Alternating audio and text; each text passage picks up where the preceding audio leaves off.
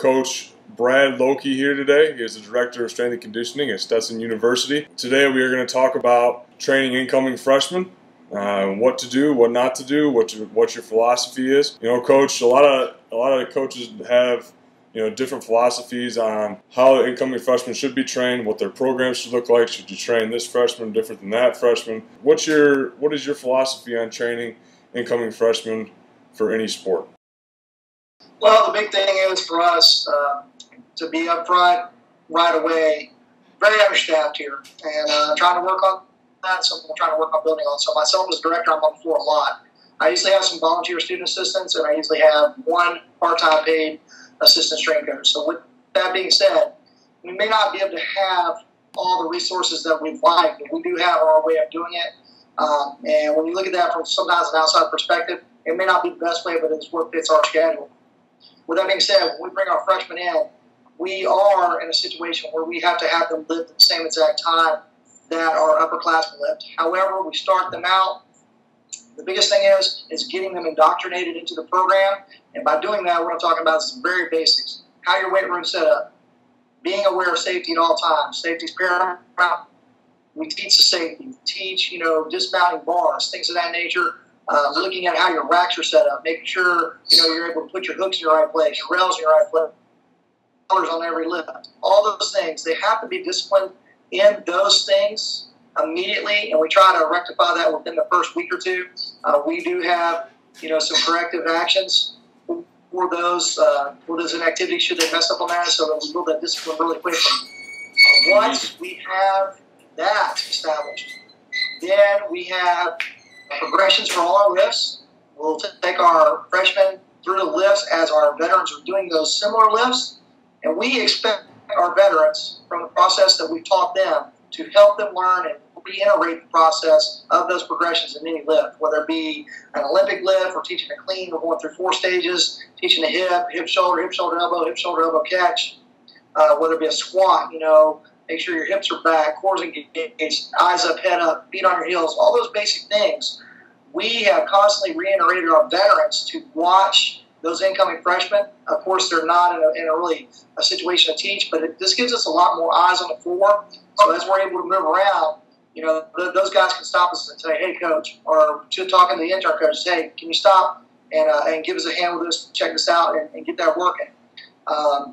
If we see that athlete is going to need some remedial assistance, we might regress them to some basic maneuvers prior to that maneuver, and just kind of build it up from there.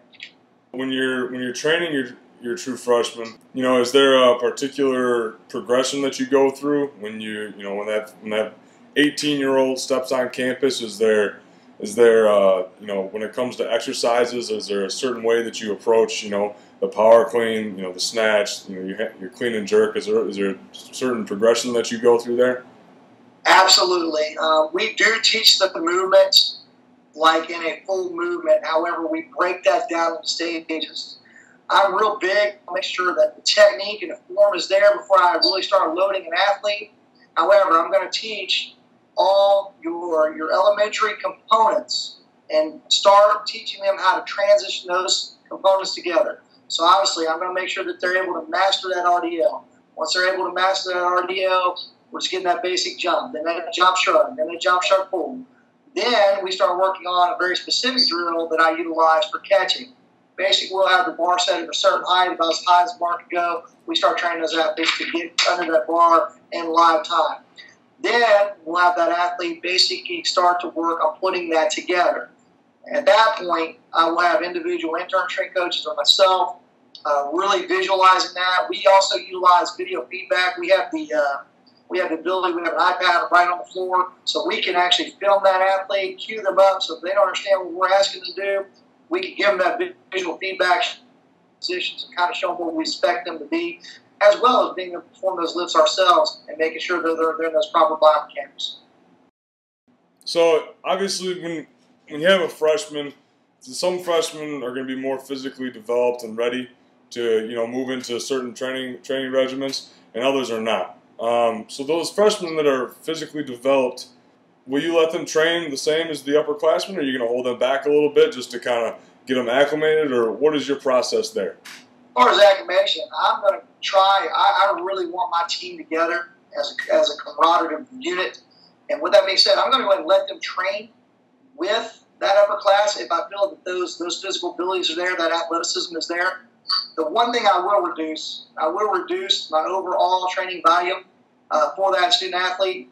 They're still probably going to do same sets, same reps, things of that nature, but I may bump their percentages down so that I can constantly monitor the increases in that technique. Now, as we get into those max phases, we're looking at those, when we get time ready to test, I'm going to go ahead and let them go at that time. They're going to have so much progression under that barbell, and with those individual techniques, whether it be a squat or a bench press or a clean or a power clean or a snatch, whatever it is that we're utilizing, we're testing, they've had so much proficiency in the execution of that lift that they're going to be ready for those single rep maxes at that time. When you have an extremely underdeveloped athlete, I'm talking like extremely underdeveloped, because obviously you're going to have some guys come in, like I said before, that are awesome. They're ready to go, and you're going to have some that can't walk and chew gum at the same time, which is fine. That everybody starts at different places. So what modifications do you have for those type of athletes? Well, the biggest thing is, when your athletes come in, and we get it all the time.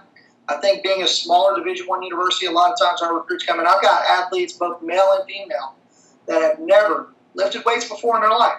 So you talk about putting together the complexity of particularly a clean, an Olympic lift or snatch. Those movements are very complex. Well, obviously, you've got to learn your base components, build a little bit of strength. And I might take their whole first semester really without approaching any of that Olympic technique, but at the same time, I might be reiterating or building some basic plyometric techniques, but I'm still getting some triple extension and other things like that. The biggest thing is, I think it's going to totally depend on the situation. Different athletes are going to be great at different movements or not so good at different movements. And the biggest thing is regression. So if I got a kid, he can't necessarily clean, and the only reason he can't clean is because he's really bad at a catch, well, I'm going to back him up one step, and I'm going to take him to a clean high pull. If he's not able to necessarily pull his elbows very good, because he's not getting his hips all the way through first, I'm going to back him up. I'll take back one more regression. I'm going to take him to a clean pull. And then from there, it might just be an RDL. I've got to figure out where they're breaking down in the chain of that movement, and I'm going to regress them to that lowest level. So let's say, for example, maybe it's a mobility issue in a squat, or they're not able to push their heels back, and their hips back and down their heels. They're always on their toes. Well, I might regress them to body weight box squats just to get that body and that biomechanics, that proprioception in line to be able to perform that movement, and then start building them up in weight in that movement until I feel that they're ready to progress up to the next step, whatever that might be. Awesome. So I use regression as a real big tool with those incoming freshmen. First thing I'm going to do is I'll try the real movement with them, minus the Olympic lifts. Any basic strength movement, I'll try it with them initially, and then from there, if it doesn't look very proficient, I will regress them. Do you find yourself often, I know that sometimes I always, especially with my volleyball team, I always find myself, you get that athlete where, okay, well, if you can't do, you can't get the movement right with the barbell, we're going to use your PVC pipe or a dowel or, stuff like that. And I think some people kind of stray away from that because they think, oh, well, if you can't do it that way, then, we're going to, what are you doing? What did you do before this to not allow you to do that? I think. Right. So I mean, do you find yourself using, breaking it down, to a point where it's so simple that they have to get it? It depends on the athlete, but yes, I have. I mean, the basis of an Olympic movement is a jump. The very basis of it. I mean, it's creating triple extension from the natural body. And I'll talk back one of the programs I had prior to here. I had guys that I had a whole team. It was a men's soccer team. And their clean technique was absolutely horrendous. They had never lifted weights before. They weren't real big into it. What I went to a kettlebell swing. Why did I do it? One, they didn't really need the upper body physicality. I mean, it would be great if they could have had it, but it would have taken so much teaching time.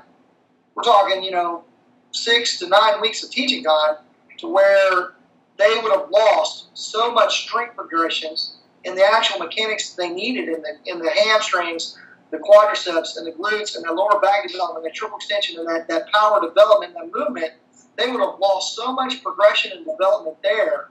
At that particular time, I didn't want to lose that as opposed to taking the time to train the other movement, which we did eventually do, but we did it more as an in-season thing where we could just work technique.